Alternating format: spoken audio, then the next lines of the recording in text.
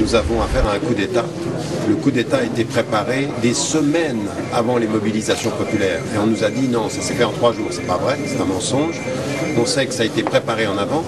On sait même que des pays arabes, qui sont des pays comme l'Arabie Saoudite ou des pétromonarchies, comme le Koweït ou comme les Émirats, ont donné le lendemain du coup d'État jusqu'à 13 à 15 milliards de dollars pour soutenir les putschistes, c'est-à-dire Sisi. Donc, ça veut dire qu'ils ont fait, on ne peut pas dire qu'ils n'ont rien fait. Qui les pousse à faire? On sait que ce sont des alliés américains. Qui n'a pas reconnu que le coup d'État n'était pas un coup d'État le lendemain du coup d'État? Ce sont les Américains.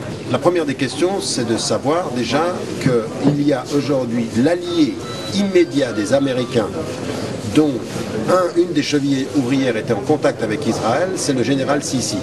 Si vous regardez sa biographie, vous comprenez qui il est.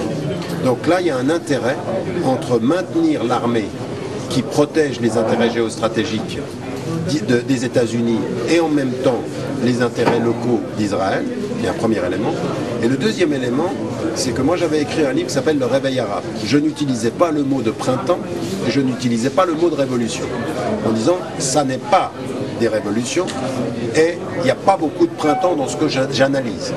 Et je disais, on est en train de voir un nouveau Moyen-Orient dont l'apparence sera peut-être politiquement plus démocratique, mais dont 2 choses vont advenir.